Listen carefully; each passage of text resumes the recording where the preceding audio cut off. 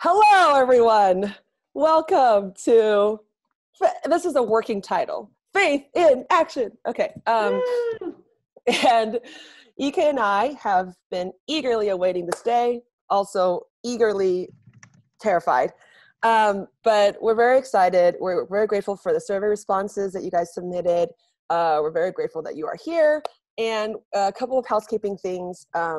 One is later on when we begin, what we're going to do is we're going to give sort of like a presentation style type thing, but then in between, we're going to have pockets where we allow for sort of like question or discussion or people to voice their concerns. But in order to prevent a lot of overlap in the audio, if you guys, as we're presenting, if we're not at a discussion or like a pause point, if you guys could put your questions into the chat, that way we can follow up with it later and have it not interrupt the presentation. We're going to try our best to get through this in like an hour or so. And so you can expect that we'll try to be done by 11:30. And during the presentation, we will mute most of you, or like basically all of you, because that will help with other people not getting interrupted with sort of ambient noise. So as any questions so far? Great. EK, do you want to? Yeah. And then also feel free.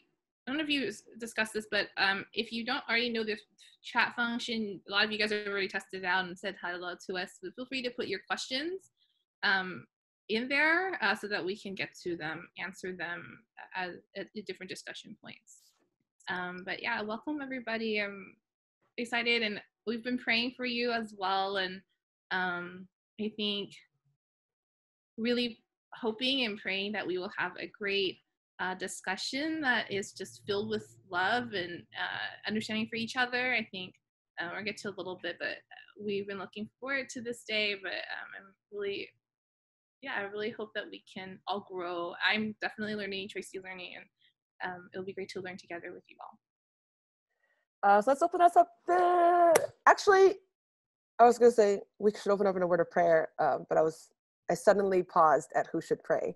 Pastor Ken. Yeah, Pastor Ken, can you open us up in a word of prayer? Sure. Father, we know that you're the ultimate source of wisdom, and we look to you this morning. We ask your spirit to guide us in our conversation. Help us to have a greater understanding from your point of view, to know how we as your sons and daughters be actively involved in what is happening in our current culture. We pray in Jesus' name. Amen. Amen. Okay, so let's begin. Today we are talking about Black Lives Matter and police brutality, which is a very charged topic. And I thought that we could start off by knowing how to control the PowerPoint by this slide.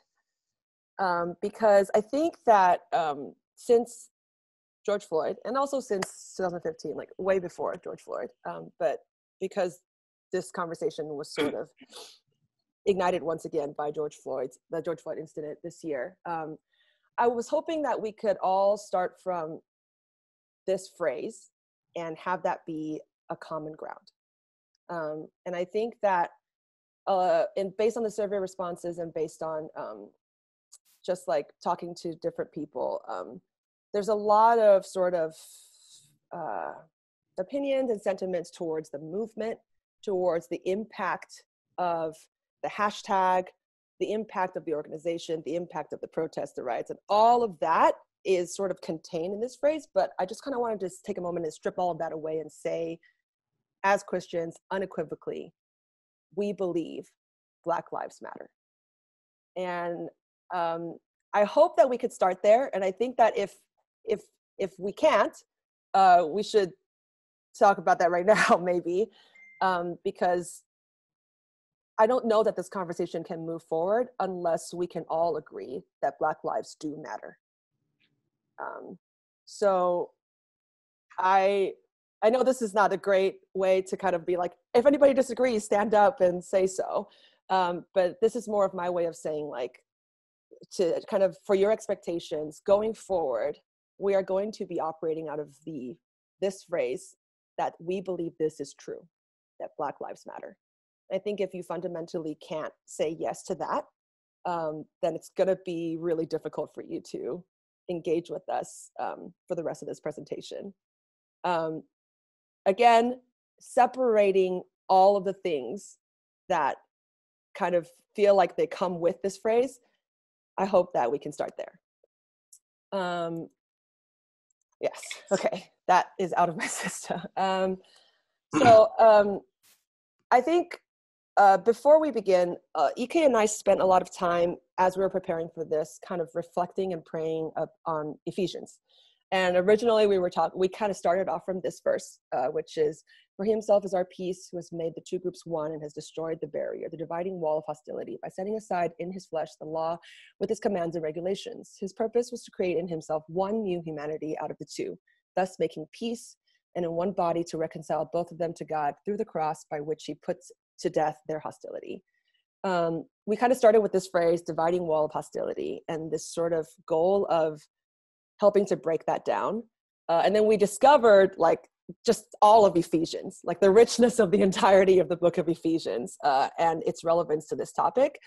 And we wanted to start here because we noticed in your survey responses that we are landing on very, very polar sides of spectrums that don't necessarily need to be those dividing walls don't necessarily need to be present. And in fact, in our presentation, we're operating under the assumption that we are not liberal or conservative, we're not Democrat or Republican, we are part of the kingdom of God, right? We are members and inheritors of God's kingdom. And so we're noticing that a lot of people like you're either Democrat or you're either Republican. And we think that you can have, you could believe in principles from both sides. If you follow the Black Lives Matter movement and you don't condemn the protests, that doesn't necessarily mean you're completely left-wing.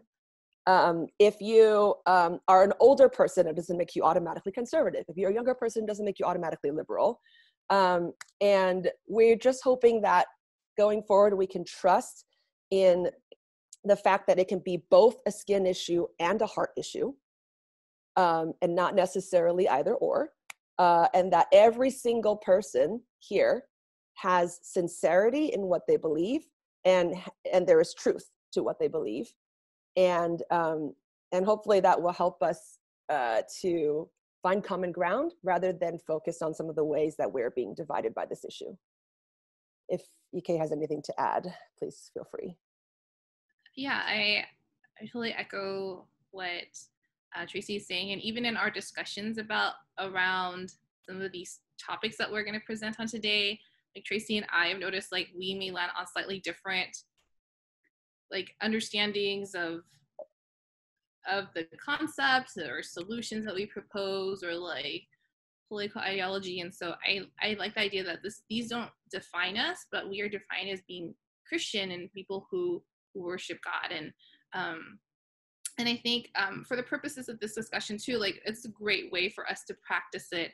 The last couple of days, I've been reading some testimonies of Christian leaders who are saying like, yeah, like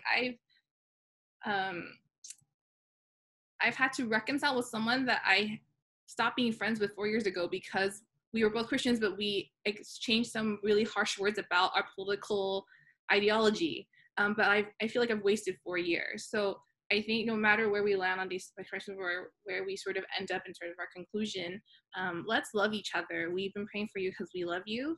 And then for this discussion, one way to kind of practice these, setting aside or tearing down the wall of hostility is active listening. So if you did firmly disagree with something we're saying, or someone else is saying, in the discussion group, if you can even identify like one common thing that you can agree with and say like, I can at least start there and find the common ground first, I think that will give us a really great way to continue the conversation instead of being stonewalled. Pun intended.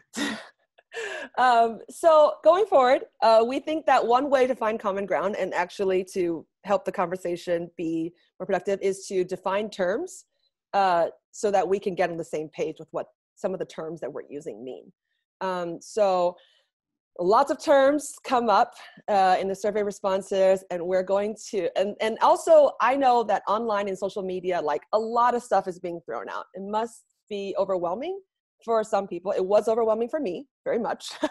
And I have to really understand, like, if someone else says this to me, that might not mean the same thing when I say it back to them or how I've taken it. So we thought we could start off with defining some terms. So I think growing up, racism, the word, has always meant like a individual sort of prejudice against a person, right? So like if someone calls me like a chink, or nobody has done that, but like if someone says like, oh, aren't you Asians just so blank, right? We consider that racism, right? So more simply, we looked up the Google definition and the dictionary definition of racism, and it's almost always a very sort of individual thing. And I think as a result, people get very defensive with the current rhetoric, which is that basically you are racist, like if you have privilege, or you are racist if you blank. And I think there's a lot of defensiveness that comes from that, but I do think that it will help if we understand sort of how racism is being defined, like right now in sort of in a more academic way. And so this definition I got from someone named Ibram X. Kendi, who is a historian. Someone's going to correct me. He is a scholar, an academic. He's African-American, and he has written several books, one of them being How to Be Anti-Racist. And he is engaging in this topic. And I feel like when most of my friends are talking about racism, this is much closer to a more modern definition of racism. And so I'm just going to read it out loud. Racism is a marriage of racist policies and racist ideas that produces and normalizes racial inequities. What this means and why we're bringing this up here is that racism can be both intentional and unintentional. It can be both. It can include complicity. It can be conscious and subconscious or unconscious. And so when someone says, you're a racist, or what you just said was racist, it does not always mean that they think you, with intentionality, carry the belief that a race is inferior to you. Okay, so because racism is now being defined in a much broader sense of anything in your life that perpetuates racial inequities is racism, right? You are part of it. I think that helped me to be much less defensive when someone said to me, like, Tracy, you're complicit in racism, or Tracy, Christians are complicit and they're terrible, and then like white supremacy, all that stuff. It disarmed me much more to understand that racism as it's being defined today can be all of those things. And I think that I put a quick note on the model minority because it did come up in our survey.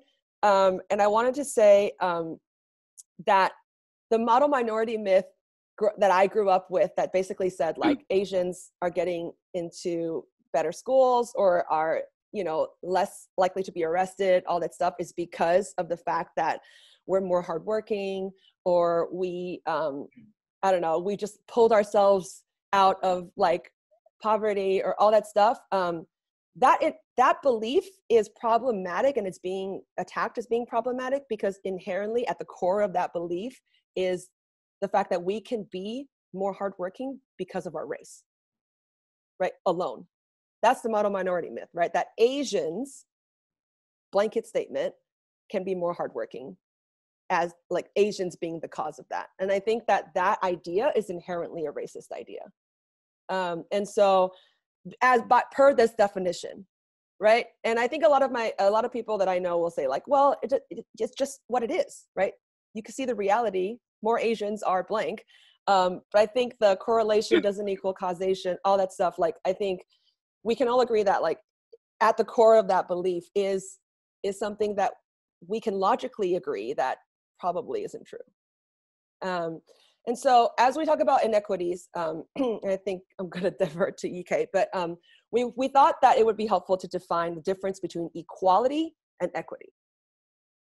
Okay. Take it away, EK. So we're going to talk a little bit, and I too am learning to differentiate between these different things. So can everyone see kind of clearly the three different pictures here?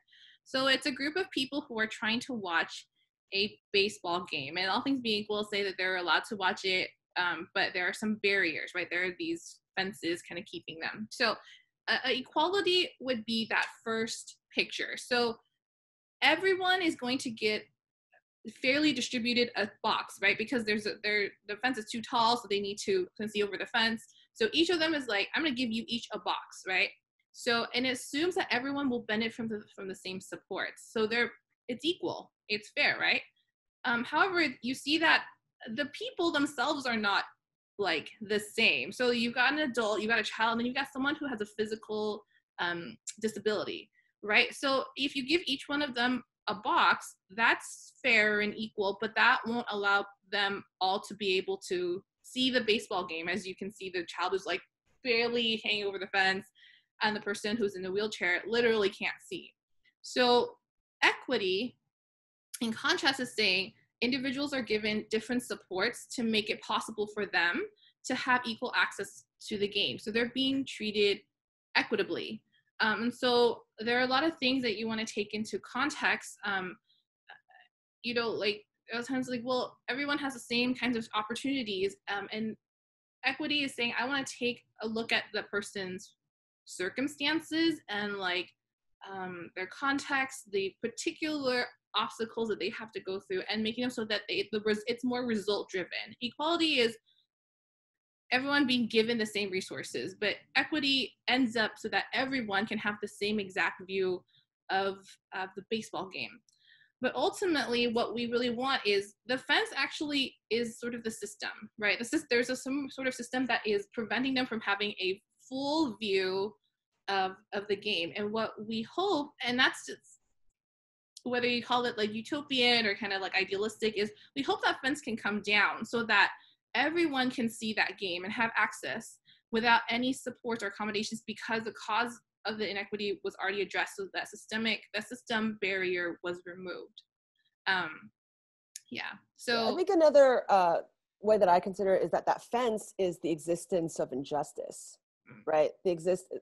There is a barrier, and it's affecting each person differently, right? Like an adult couldn't possibly see the game even without a box, right? But not recognizing that fence exists is going to be problematic in terms of how we distribute boxes, and wanting to take away the fence, but in the meantime not distributing boxes because while the fence is there is also problematic. And so we'll touch on this later in systemic racism, but I already can sense that there are some questions that are coming up for this particular definition, but we hope that makes sense in terms of defining the difference between equity and equality.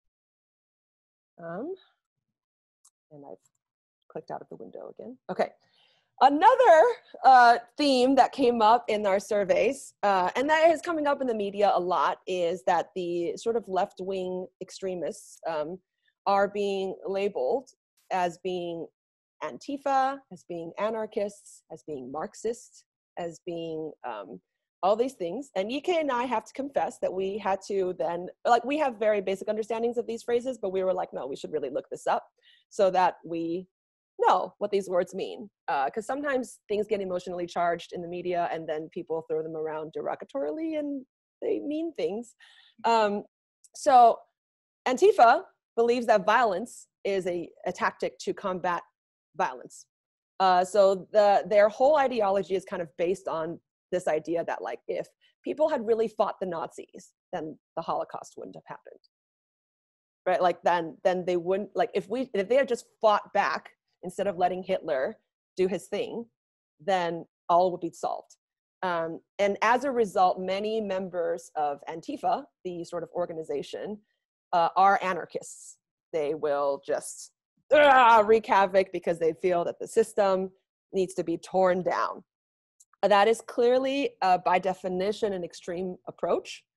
I hope that it's clear that EK and I are not Antifa. And and I don't like, it's not a joke, because I know that things are happening.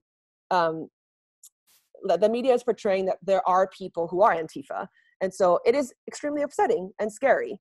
We looked up Marxist, and we've discovered that the line between communism and socialism is confusing even to Marx. So it has lost a little bit of its clarity because it's being used so interchangeably. I'm going to let EK explain some of the research that she did on Marxism, communism, and socialism. Side note, I said, I'm not muted. Trivia, I actually studied sociology. And so for Sociology 101, part of my reading was to read Karl Marx. I remember like reading this and feeling like, I am so confused right now.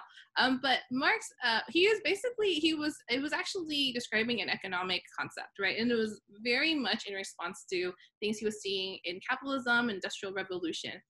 Basically, the idea is Marxists believe that society shouldn't have class, especially that ones that are created through economic differences.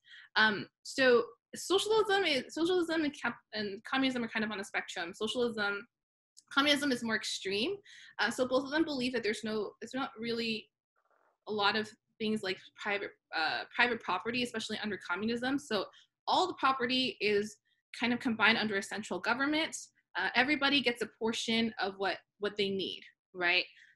So China and Vietnam would be considered communist systems, even though that's not inherently so. And it's in its purest form an economic concept, but obviously it's kind of come over to political spheres as well because of this idea of like distributing wealth under one central government. And it comes from this idea like there are the rich and the poor and they're struggling.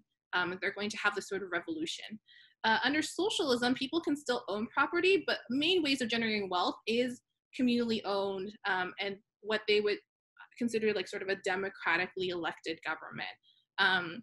And there are countries like North Korea, India, Sri Lanka, some in Africa, I think Algeria, that do have a more like socialist democrat. They would consider themselves like socialist democratic systems. I think it's really interesting that when we were talking about Black Lives Matter, that these terms came up, especially that are more economically defined, because one of the most prevalent injustices, and maybe we can all agree on this, that we see in Black communities is poverty. There is just a higher rate for many reasons.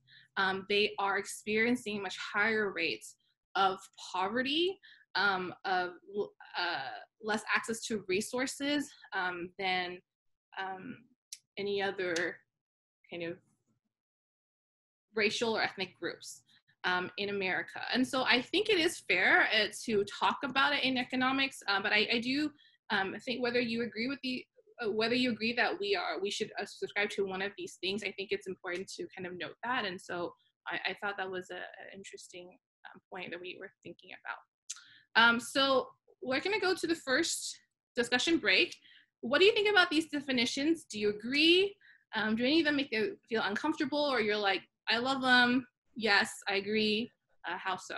We'll unmute you all for now. Well, I don't think we can unmute you. I think once we mute you, you have to unmute yourself. But that's okay. We're not going to force you to unmute yourself. But if there are questions, to Tim's question, I don't know if defining inequity helped with that question, or are you still sort of hoping that we can touch on that a little bit? Well, the next slide was good for defining inequity. I think the question would be more like on application, like what are the criteria for, like, what is that fence that we're talking about, right? Mm-hmm. And I don't know if that's something to talk about now or we talked about later. I think that's a place where not everyone completely agrees, but we will touch on that later because we will be talking about systemic racism a bit later. So that will come up. And then I think in terms of how we define racism, a racist policy would just be something that, a policy that perpetuates sort of inequity for, yeah. Just like if we think about equity as access to, right, the inalienable rights, quote unquote, then whatever is creating disparity between access to those rights is going to be a racist policy. Paul says, quite a number of terms, I think we're slowly getting to understand how they relate to BLM. Yeah, that's true. I think I was, especially that last slide, I was not expecting lots of people to bring that up as things that they were considering as because they were in response to things like, what do you think of the phrase Black Lives Matter? And we're gonna talk a little bit about like the movement organization Black Lives Matter versus like the phrase Black Lives Matter, which is what we were at the beginning, we were talking more about like the phrase itself, like, is that something that we hold true? But we'll touch on the organization a little later as well. Yeah. Can you guys hear me? Yeah. So yeah, first I just want to quick introduce myself. My name is David. I was in on the mission trip with Tim for the 1.5 years, and he invited me, so I thought I would just jump on. So hope I'm not intruding. But yeah, thank you guys so much for hosting this. And one comment I have is just, I think the definition of the word racism is really important, because I think that's what gets people really riled up.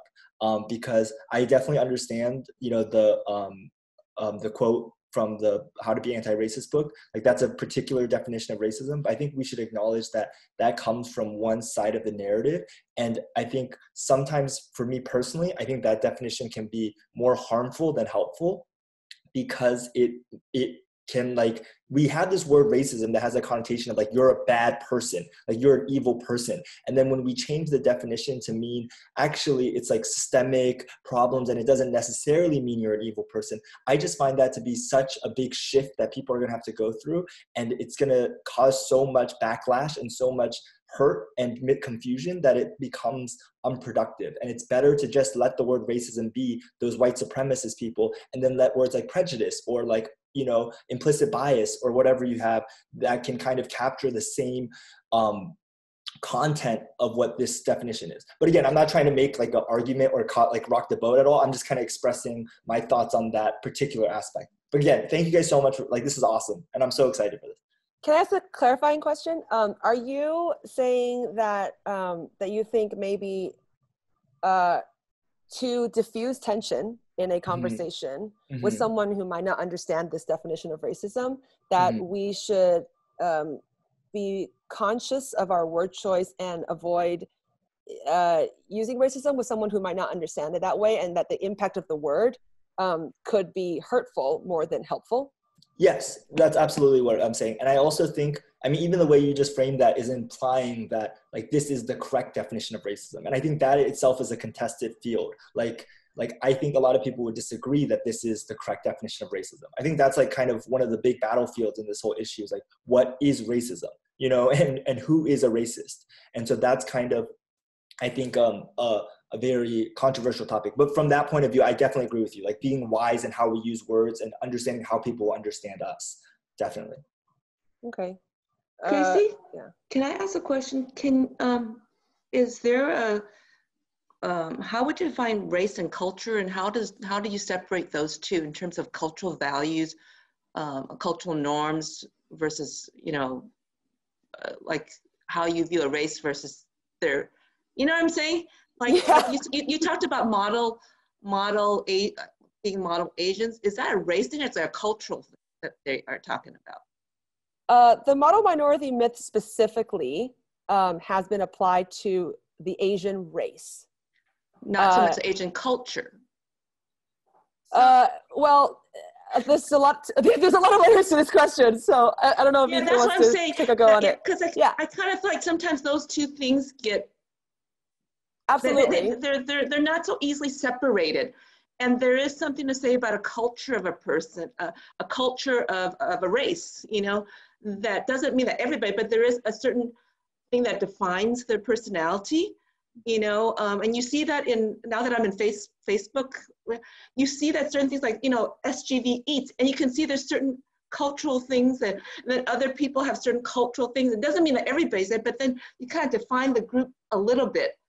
by certain attributes of them there. So I guess that's I think my we question. have to kind of split and talk about race and culture separately, because first, and this is an opinion. Okay, so I disagree that there can be a culture of a race, and the reason is because I think that Asians have many cultures, Chinese, Korean, based on their ethnicities and based on where they grew up, and so. For me, the word race is in itself already a little bit problematic because it is lumping a very large amount of different cultures into a group that doesn't actually have that association other than geographic location or color of skin. Right? Like if we're talking about what race itself means, right? There is a sort of race and ethnicity are different things. Does that make sense? Because when we say Asians, that does mean all Asians, right? But there isn't really a defining, like if you say like all Asians are blank, I think no matter what you put at the end of that sentence would be problematic because not all Asians, right? Like, I mean, and I know that's not for any culture, ethnicity too, but like, why are Koreans, Chinese, Japanese, Vietnamese, Thai all being described in one sentence in one way because of this term race? Does that make sense for that part of it? I think that the other thing too is I think I agree that so things like race, ethnicity, like those are, especially race is sort of a construct that people have kind of come up with, right? It's like, and you see that even in the Bible, like there was a lot of this like Jews versus Samaritans and Jews versus Gentiles and all that kind of stuff. I think that there are certain like commonalities. So yeah, I agree that like not all Asians are the same, and not every single like group within like an Asian population, for example, like Thai or Indian or Sri Lankan, like we all have a little bit difference in culture. And I think it's okay to say like, you know, to describe a group generally they believe these things, or generally, you know, those things, to lump them all into a bigger group where it's not applicable to everyone isn't fair. I mean, the other thing about the model minority is it's implying that our culture, like if we say, oh, there's a culture to a race, they're now implying that our culture is somehow better than, say, Black culture, which is not fair, which is really hurtful. And it's used in a way, the model minority myth is not just to describe something like objectively, it's used in a way to say, hey, you guys should learn from them because they're doing it better and their culture is somehow superior, which is not, I think we can all agree is not true. I guess I'm muted. Oh, yeah. No, you're good. I guess my question was just, I guess you guys answered. I guess you're thinking in terms of racism, in terms of it being more of a broad stroke of all, like all Asian cultures I guess the broader stroke of things then versus ethnic, which is more of a subculture within those groups there. And so when you say toss in, I don't know, I guess it feels like, I guess, Tracy, I hear what you're saying is that racism is more of a broader stroke of category versus just a culture is more defined in a smaller range subculture? Or would you say that there is culture? Because I think like there is a culture of certain things there.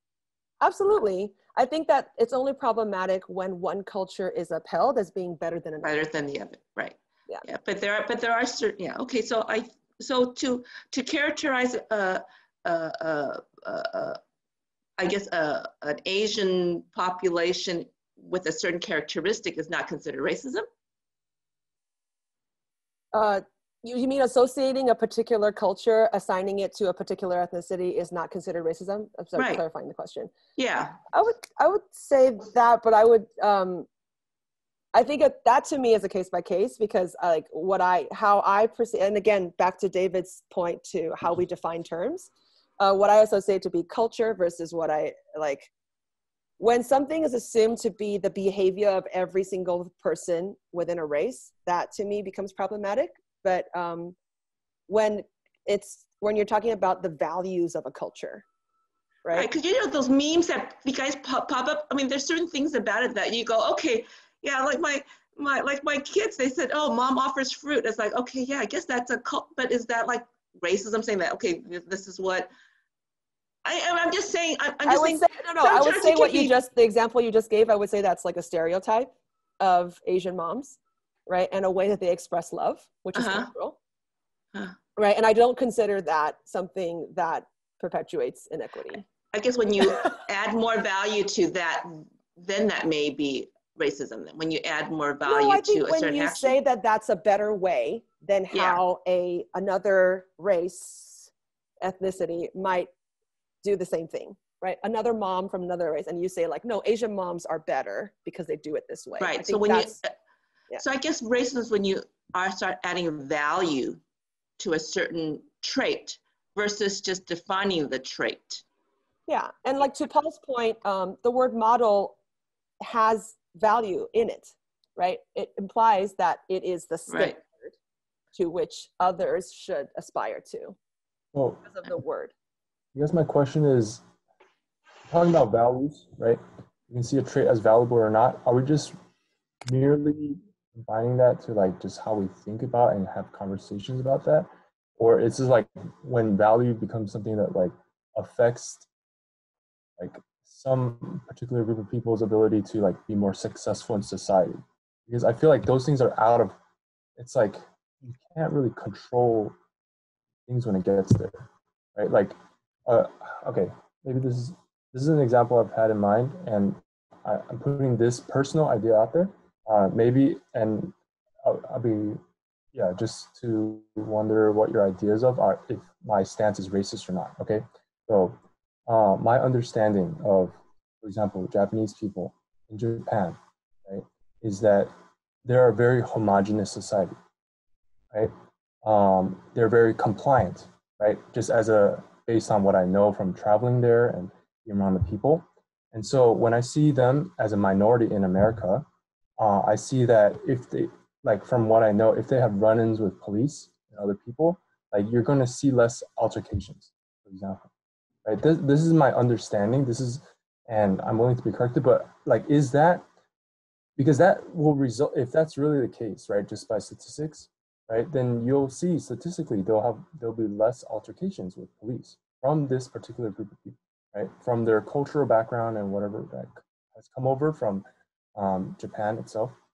So that, like, how do you define understanding and like what is the system that we're trying to fight here if they inherit, like a lot of people, this is stereotype, but it seems to be like statistically the case that they're more homogenous and they're more compliant, and so there'll be less altercations.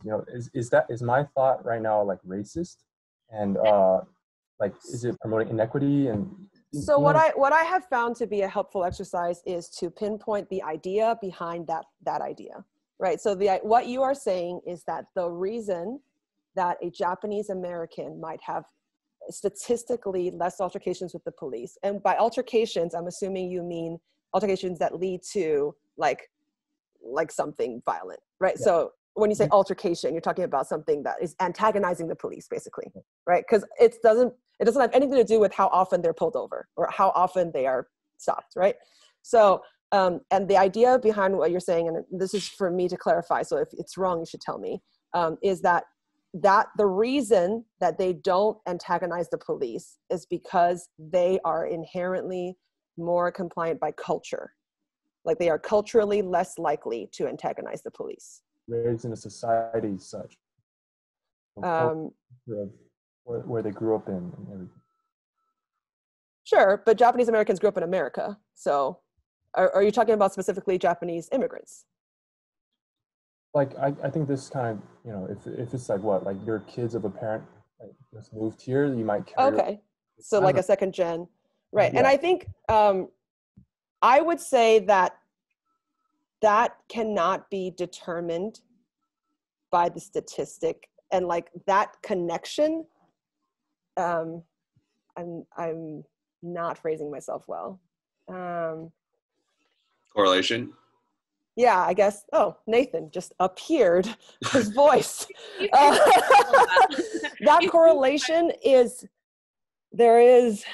I personally have a problem with that correlation, but I have not yet formulated my words. I think that what I see, I think because you're still describing things objectively. I think where it gets problematic is to suggest that compliant response to being stopped, for example, by a police member is somehow superior in method to speaking out, as we may have seen, say some Black individuals, let's say, like, who say, I need to question why you're stopping me.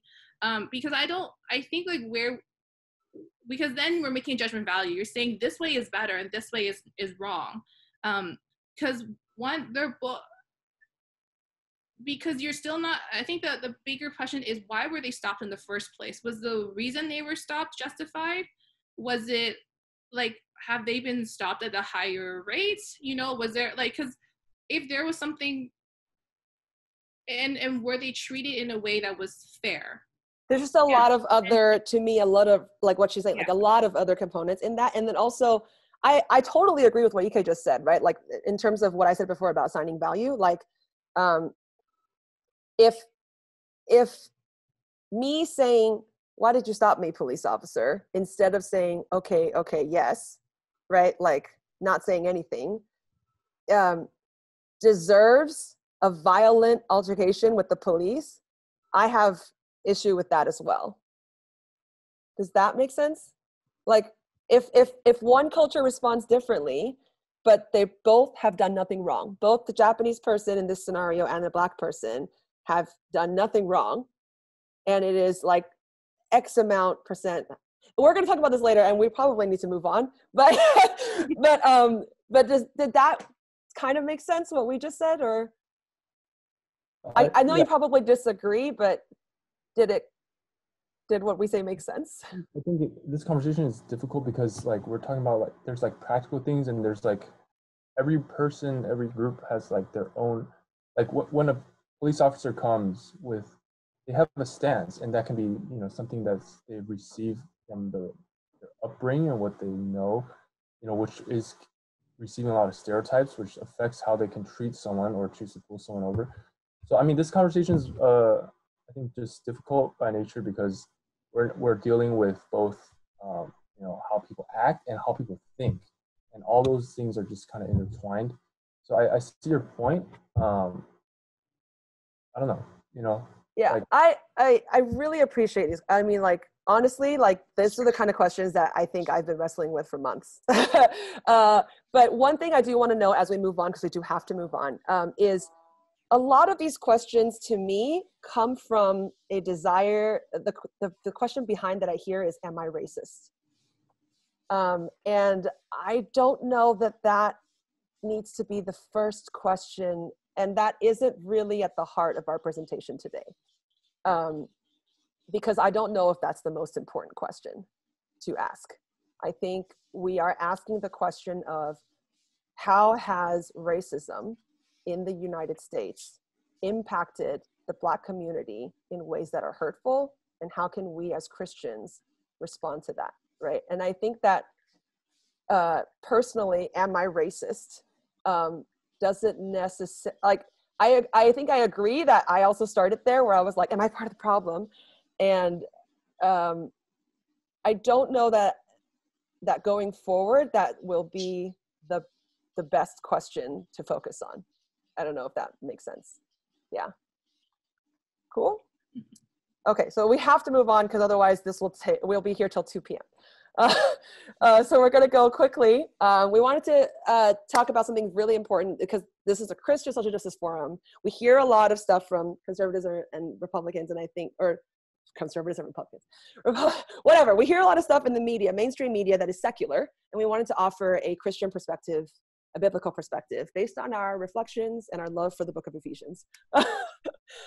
So 3 main reasons why we think that this should matter, right? That we can't just kind of sit aside and say like, well, I love Jesus and I hope everybody has salvation. We do, but I think that because biblically, God cares about the lives and dignity of every person.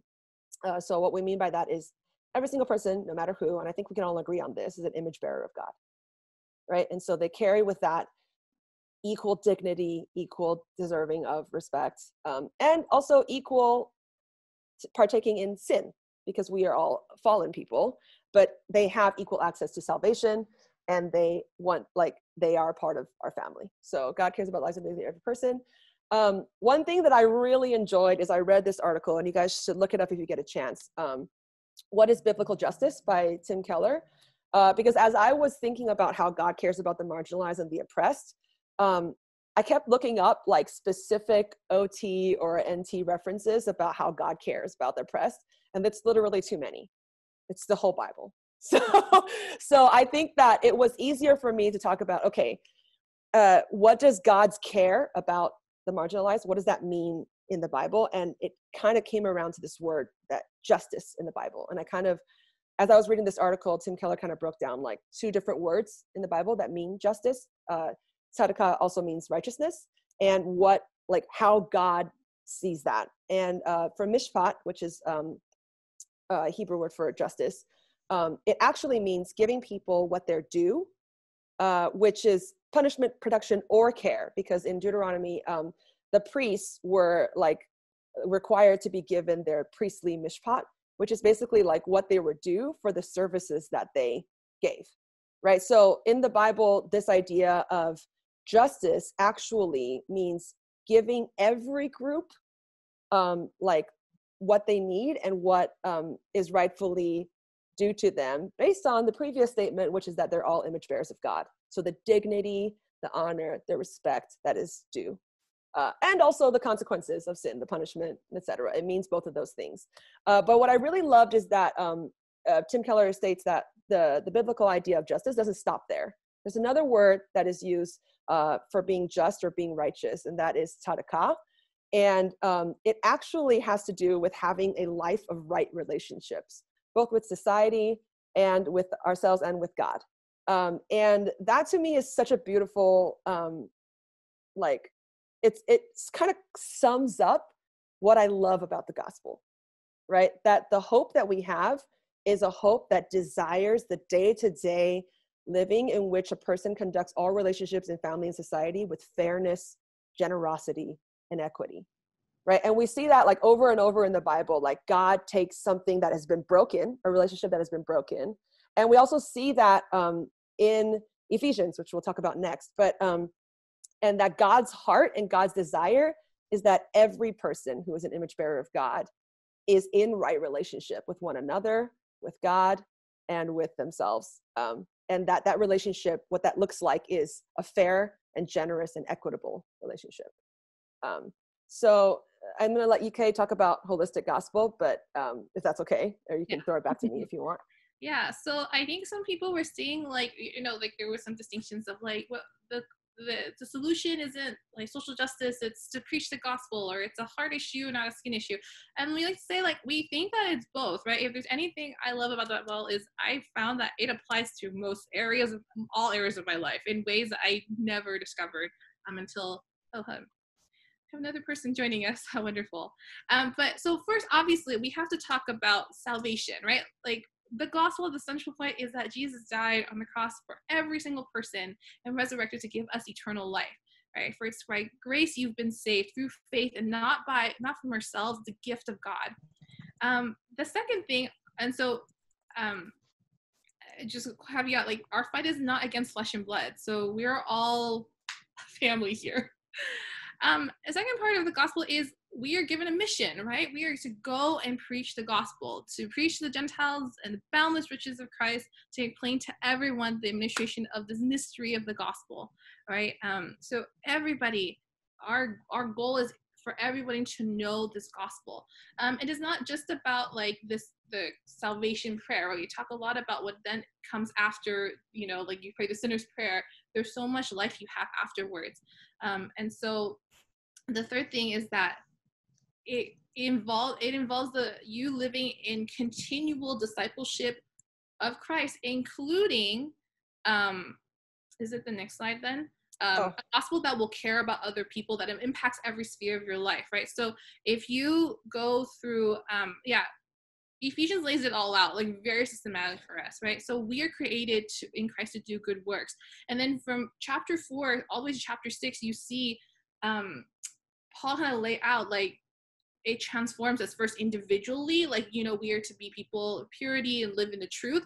Then it talks about how we live out the gospel in the family, in like your marriage, then in your family, parent-child relationship, and then even the master and the slave, or like the boss and the employee, that in every sphere of life, going back to this idea of Zareka, like right relationship everywhere. And so the reason why we want to pay attention as part of being Christians is because this is a part of living God's heart out and increasing discipleship. And to remove this part from the gospel would not be good news to people. If it's a good news where it doesn't inform, it doesn't transform people's lives to then bless other people, that wouldn't be part of the gospel either, right? So that's why we're saying it's important to also pay attention to this issue. There's so many issues in the world, but this is also important to God's heart. All right. Okay, so before we get to the next section, we are going to pause right after the next section, but the next section is the section that we have prepared on systemic racism.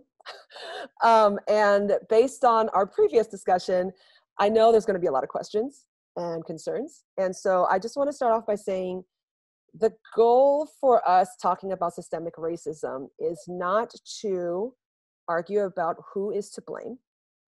And it is not to necessarily agree on the right way to address the problem.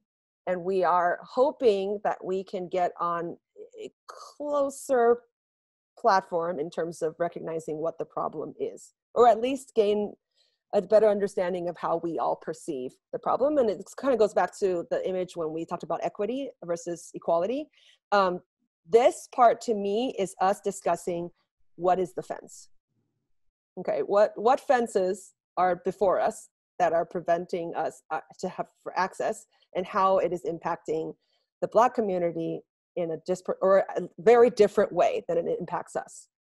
And by us, I mean we who are not part of the Black community. And so we're going to talk about this, and please do write down your questions. But this is after EK and I thoroughly prayed and thought deeply about how we wanted to explain systemic racism. This is what we came up with.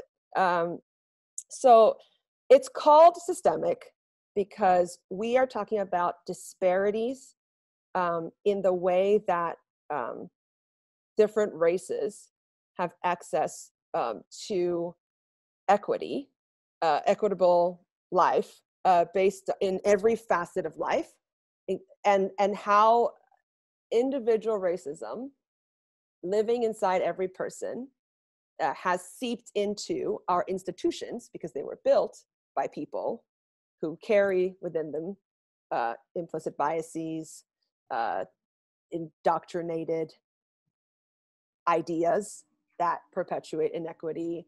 And so the reason why it's called systemic, I think a lot of people get that confused with, like, there's no laws that prevent Black people from doing something, right? Like, or there's nothing that like says like that specifically, like we have anti-discrimination laws. So why are we complaining about systemic racism? So we're going to give 2 examples, and I'm going to let EK do that. And hopefully we will have productive conversation around this topic. Yeah. So I want to acknowledge that we could have picked any number of examples. I think one clear example right now that we're kind of seeing, where we see a lot of inherent inequity, is the rate of, for example, COVID-19. Like the Black community has a much higher rate of infection, even the deaths, because of lack of access to appropriate and adequate healthcare. There's a number of reasons, again, lots of different things surrounding that. We've chosen to touch on some things related to crime because we're going to talk a little bit about police brutality. So we just wanted to talk about some of these things that lead to like a perpetual. So the first thing is actually, this actually happened under President Clinton's administration. So when we talk about systemic racism and like it's not a right or left thing, both sides of the political party have also like created inequity. So I want to really acknowledge that. But let's talk a little bit about the war on drugs if you don't know anything about it. And I had to do a lot of learning. So one example is, I don't know if you know this, but many people or smoke or ingest cocaine. And at this point, I'm sure half of my friends are laughing because I don't even, like, we're not eating it. Anyway, but so there's two forms of cocaine. They come in two main forms, which is powder and crack. Powder is more expensive and crack is less expensive. I think it's probably in the way they're produced. And so there was a huge drive to say, hey, we want to crack down on people using drugs. We don't want people using drugs. Great. I love that. What happened was that they then enacted laws that said that had much harsher sentences for crack cocaine, which is cheaper. So for example, you only need 5 grams of crack cocaine to lead to a 5-year sentence in jail.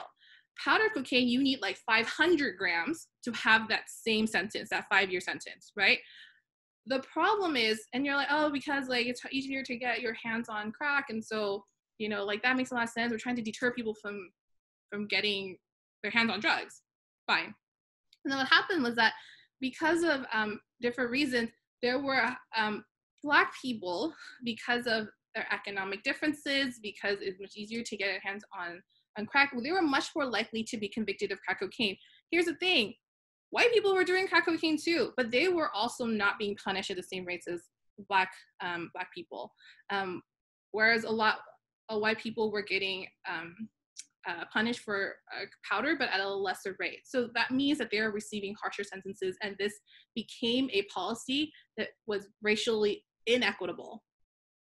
So that's one example, and there's so many examples across the board. Overall, of African Americans and Black people are much more likely to be arrested, much more likely to be given harsher sentences for the exact same crimes as white people, even for things like traffic violations, petty theft, etc.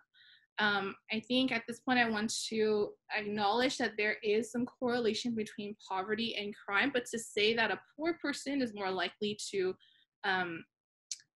do crime is not understanding the inherent difficulties that someone who has really great economic stress goes through. There are a lot of things that happen in a community when there is lack of access, there isn't enough resources that lead to things. But I think what we want to do is then say, like, what can we do as Christians to address that more basic problem?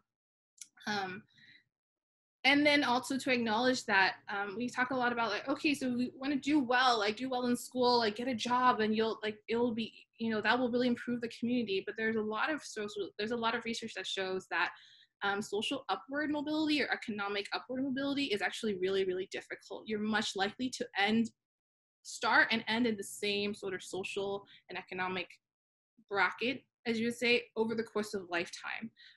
And so the issue of like solving homelessness and poverty is a much bigger issue that is correlated and has a huge correlation with race in this country because of the history, because like a history of slavery, because of where, let's say, just in comparison, the economic resources that white people started with historically versus the Black community, because of the historical political. I think that our purpose in pointing this out, because I get a lot from the surveys that it's hard to understand what's wrong with colorblindness, because it's hard to not feel like singling out the Black community as being disadvantaged is in a way racist, like to some, right? And that's a sentiment I was kind of getting from some of the survey responses. And I think what we're trying to show here is that we cannot address the fence unless we acknowledge its existence, and we cannot look for equitable solutions unless we acknowledge that there is this height difference between people, right? In this example specifically, right? So if we were to say, that not acknowledge that the fence existed, we'd be like, well, everybody's equal. So everybody gets a box, like they can all see the field no matter what. That's not the best, right? Because we're saying here that the fence does exist, and we just gave one example. But if we also say that everyone is the same height, that would be, to me, that would be color blindness, right? Then we won't be able to have a discussion about how the boxes should be distributed. And so that's kind of an oversimplification of this, but our heart isn't to suggest like any necessarily one way is the correct way to fix the fence or the correct way to distribute the boxes. But we think that any discussion about those two things must acknowledge the existence of both the boxes and the fence, or the height difference and the fence. I don't know if that helps it be more clear, but we are going to be allowing for some questions right now.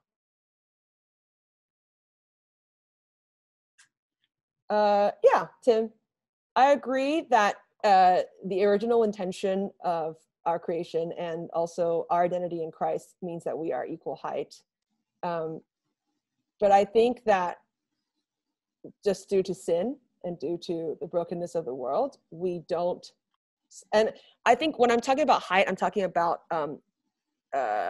ability to overcome the fence, right? The fence is the barrier, the system, and my innate ability to overcome this fence is impacted by, at least in America, by who I am or my skin color. But isn't it like the height, like you said, the height is like your innate ability to overcome the barrier? So that's, yeah, this is where the metaphor has now lost its ability to sustain. So I think, yes, like an inherent, we're saying that as Christians, we believe that we have equal height, right? Equal stature and equal dignity. But our circumstances, our reality are not necessarily the same, right? Reflective of that, yeah. And I agree that there might be also different fences in front of different people. I think that that's actually a really good point. But there are like, yeah, like but it would be hard to say that like, before God we're all equal, but that man recognizes all of us equally too. Does that make sense? Yeah, I feel for like this situation, an analogy that I think of would be like a person in a wheelchair, where it's like, do they have equal value as everybody else? Yeah, they're a person, they have equal value as everybody else. But like, I mean, I don't go around building ramps into like all the buildings that I go into, and maybe we're just like, oh, we didn't know that we need to like build ramps so that they have access to things as well. Yeah, and that makes sense because, you know, they have clear like disability due to like things out of their control, right? Basically how they were born into, right? But that's not the system, right? They just have those needs inherently.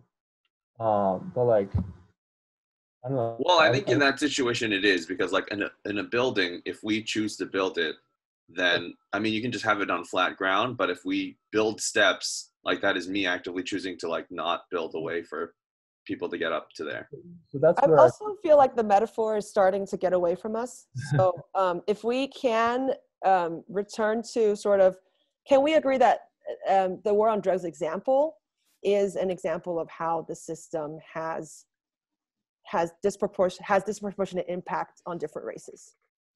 Was that a good example of how it can be systemic and also be related to race?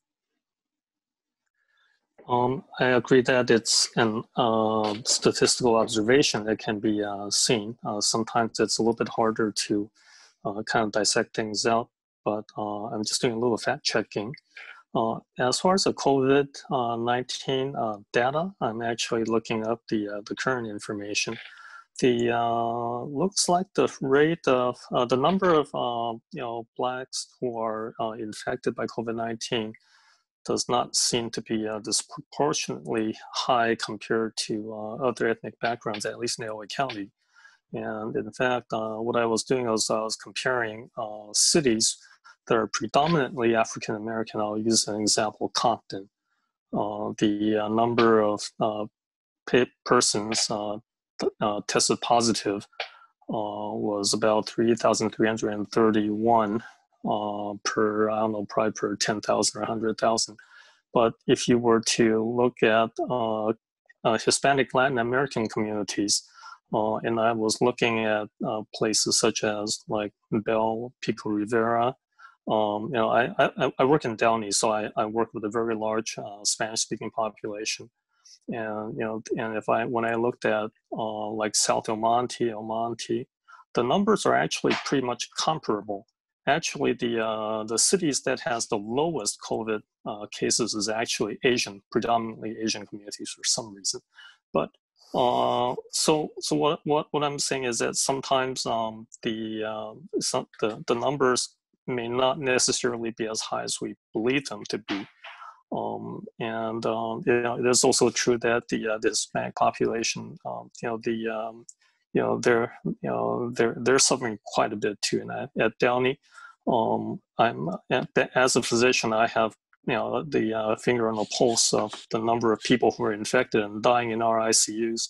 And Downey probably, of all the Kaiser hospitals, we have the largest population of people who are dying from the virus, although we're doing much better at it. So, and then just want to kind of kind of check the usage of some words. Interestingly, I compared the words inequality and racism. The word inequality has been used pretty much, you know, all throughout generations from the 17th century all the way to now. Meaning, you know, recently there's a peak in the use of inequality. Everything is unequal for some reason. But the word racism actually did not even exist into common usage until after World War II. So during the Civil War times, during the earlier times, you know, the word racism did not exist. And the reason I want to kind of bring this out is that I think racism, just using the word itself, it's a bit of a hot button word. You know, if you were to connect electrodes to your brain and then say the word racism, you know, you're going to trigger a certain response. It's almost like, you know, putting an electrode on our brain and someone telling us, Christians, that we're a hypocrite. You know, I mean, I'm pretty sure hypocrite and racism will probably generate the same kind of response. And the reason I want to caution us about using this word is that oftentimes when we hear this word, you know, we don't respond by thinking, we respond by reacting.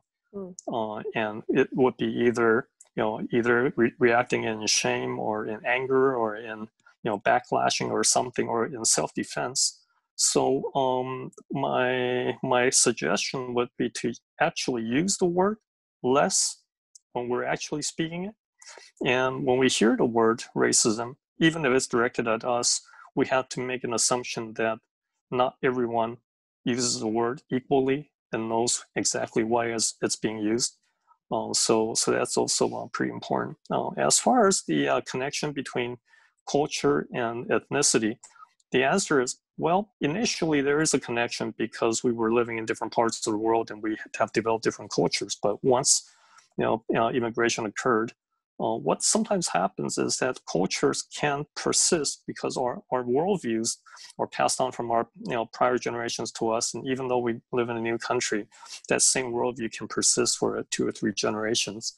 So so what happens now and what happens 2 generations later will be different, but it does persist in a bit.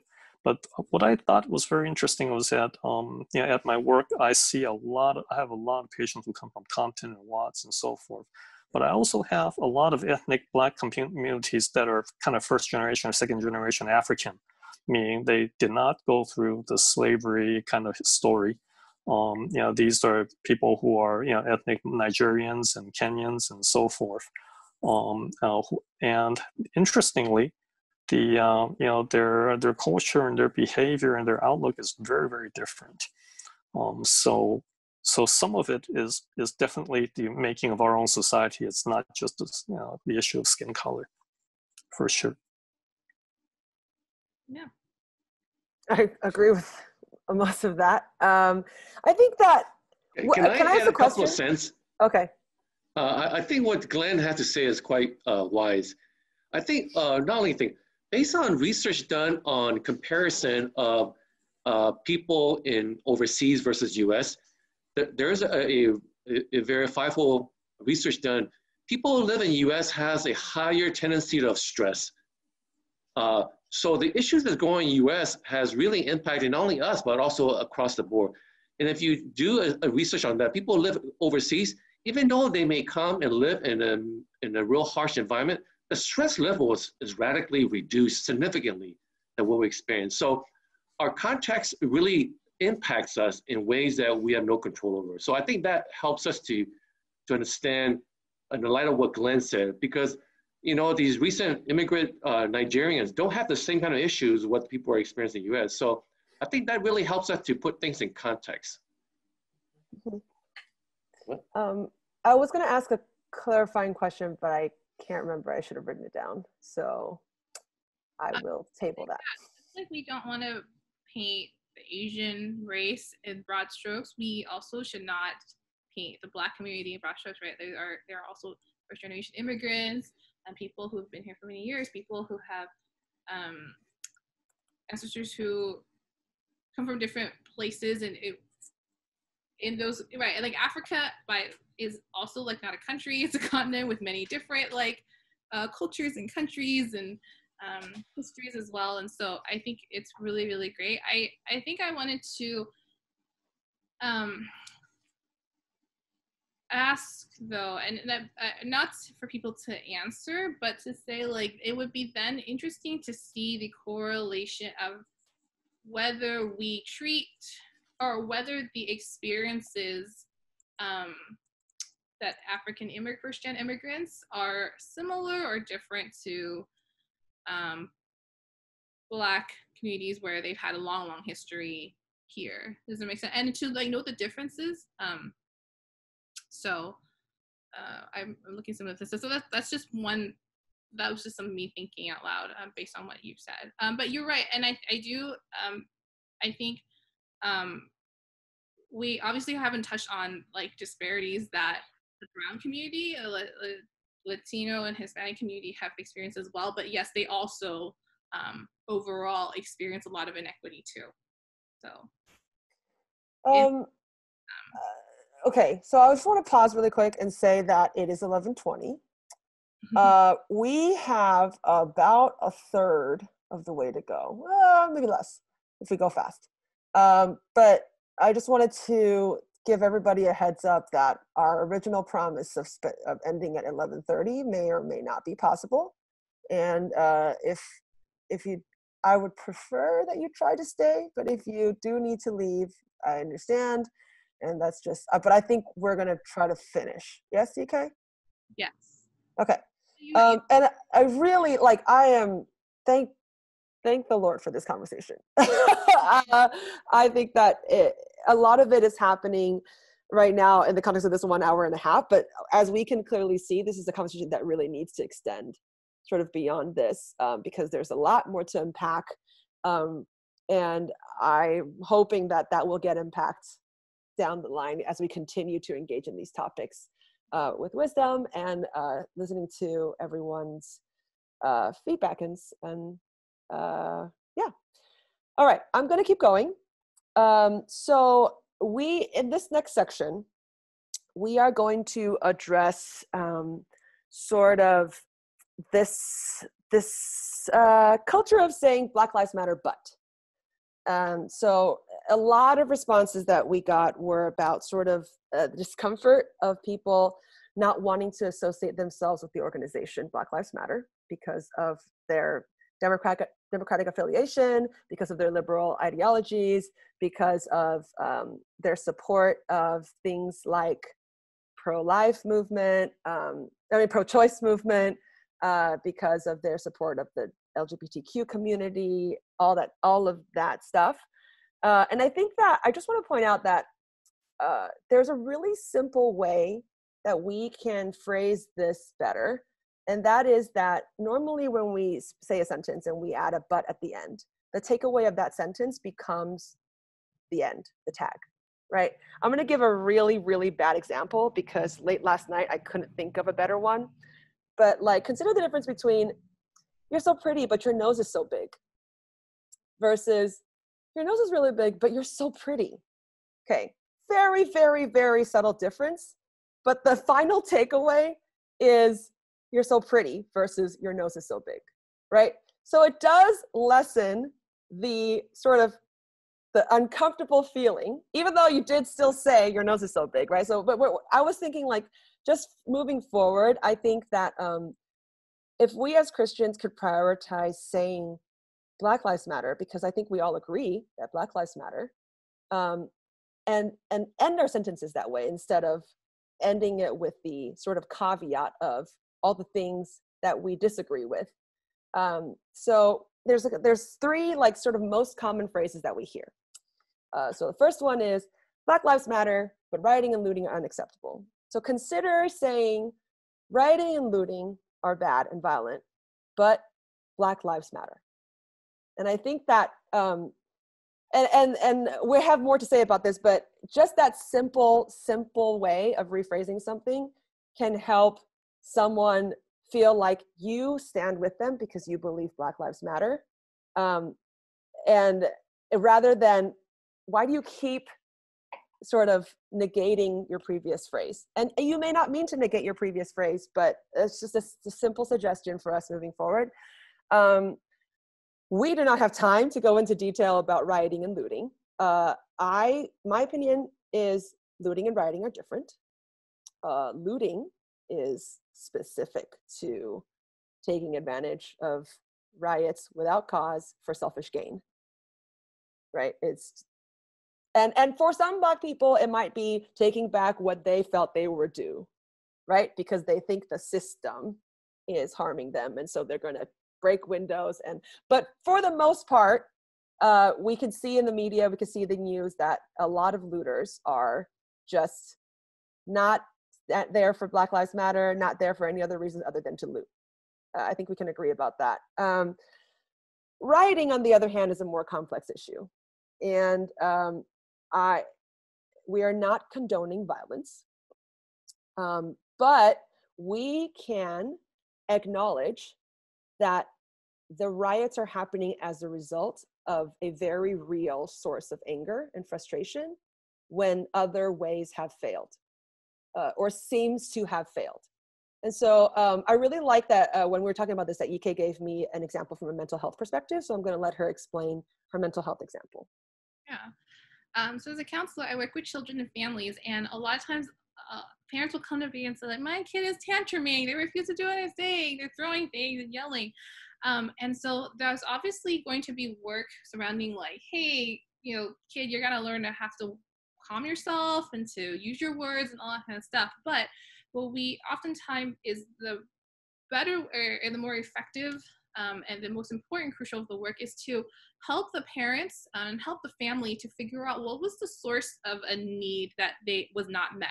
Was it that they did not feel heard? Was it that they were hungry and you didn't give them food? You know, because oftentimes it's that there have been attempts to gain what they need or to ask for help in some way in an appropriate manner.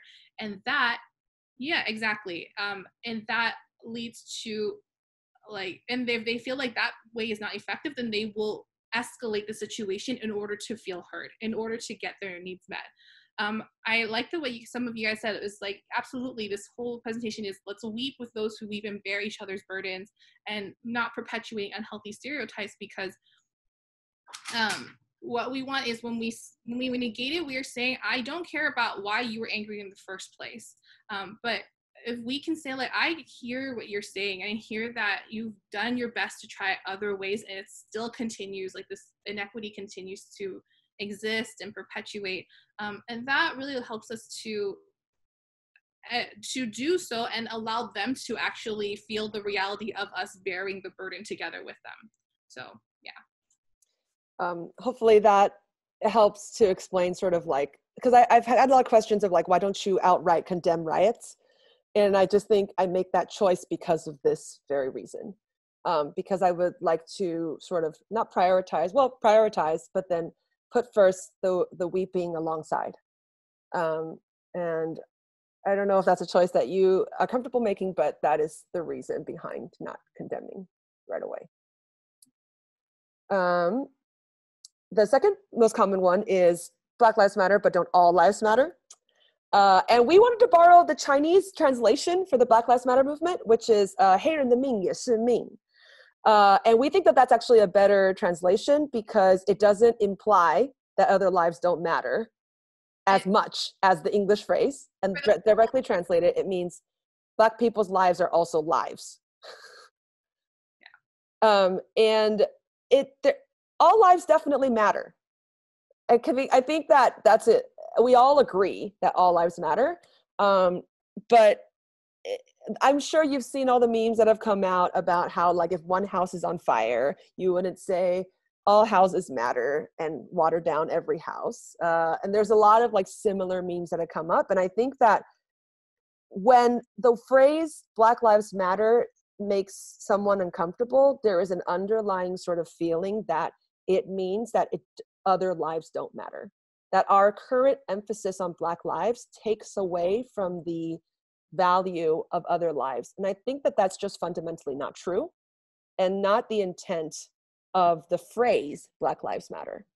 A lot of people have stated that, like, oh, whether or not that's the intent, like the organization's actions, like the impact of their actions has shown us that like they don't care about Black lives, right? And I think that may be true. There might be people who are using it as a platform for political gain. But as Christians, I think we should be able to say Black Lives Matters without feeling like it threatens the lives of other races, because we believe all lives matter, right? And the reason why we can say Black Lives Matter is because all lives matter. So I think to borrow like the phrase, like go back to the pretty example, right? If you have a child who always is like, I'm not ugly, I'm pretty, or my nose isn't huge, I'm really pretty. You wouldn't go around saying like, oh, everyone's really pretty. You would probably take the time to unpack why your child keeps saying this phrase over and over again, right? Because there might be some things that inherently they feel isn't like they're fighting against some belief or someone else that says to them. And so I think similarly, maybe we can unpack, if it feels a little uncomfortable to us, that maybe considering why did they start saying this phrase in the first place? And again, like understanding where that pain came from, that they felt like nobody else thinks that our lives matter, so we need to say it over and over again so it can be heard. So and the last one is very similar, but it's Black Lives Matter, but BLM isn't actually helping Black lives, right? Which I think again speaks to thanks, Paul. I think again speaks to like this idea that if we say Black Lives Matter, then we're associating ourselves with the organization, and it's talking about how you disagree with a method by which to take down the fence, or and I just, for the purposes of this discussion, I don't think we have time to go into like what's the right method, and I don't know that we'll ever agree on what's the right method, and or that we need to, but it's a false equivalency. It doesn't need to, saying Black Lives Matter doesn't need to align yourself with all of the ideologies of that organization. And I actually think that I realized as I was talking to EK about this, that my profile picture on Facebook is the logo of the organization, which I didn't even realize because it is just a thing on Facebook that you can change it to. So I think there should be a healthy awareness of the organization, and maybe that I don't stand for it. And so I was thinking about this yesterday, like maybe I should change my profile picture, because when I say Black Lives Matter, I'm not trying to align myself with the organization. I'm simply trying to unequivocally state that I believe Black Lives Matter. So that's something to be aware of, and something that I became aware of in this process. And then last thing, I know this is a huge thing, but we're just gonna like literally scratch the surface of this, but a lot of survey responses kind of came towards us saying that police brutality is not really a thing. And we're just looking at data in a very different way.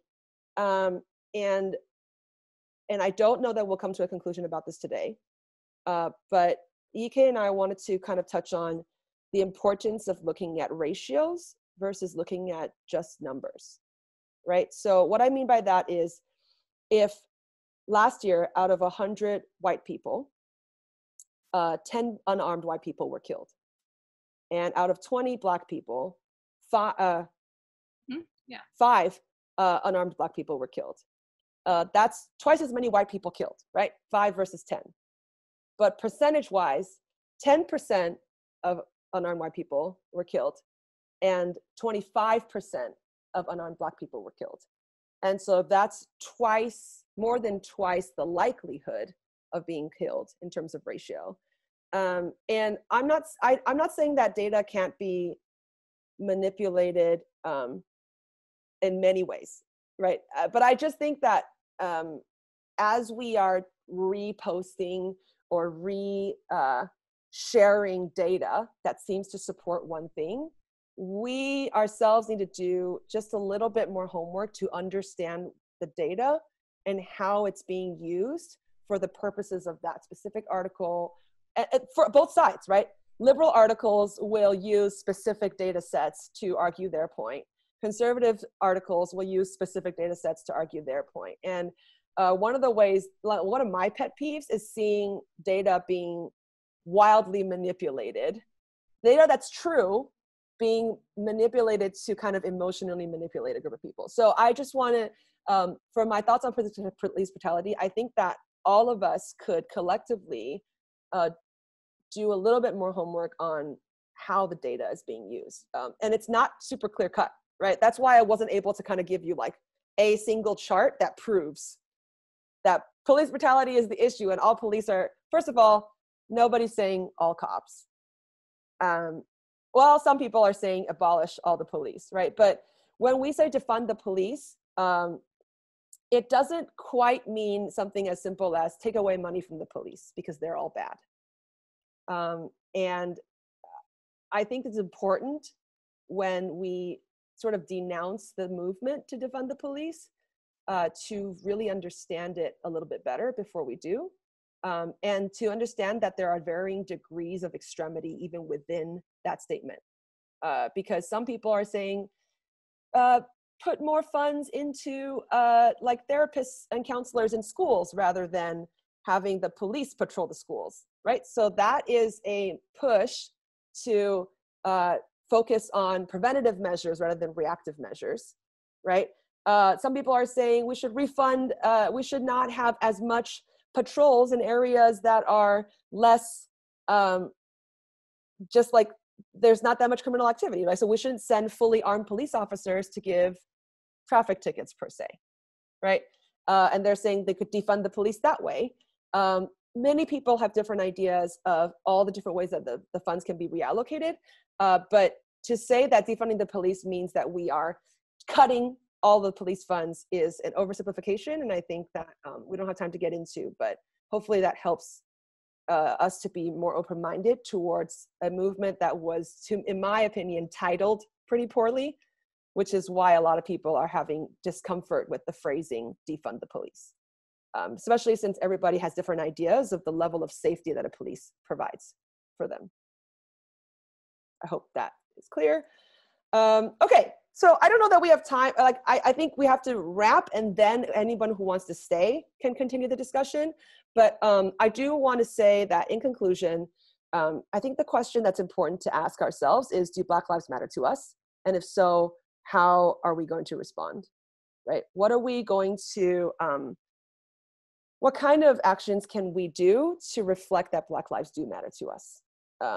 And some of the ways that we think there could be next steps is that we can continue to stay informed, right? And continue to read, be intentional about seeking out differing opinions. I had to be very intentional because I have to admit that my Facebook feed is much more liberal than I actually am.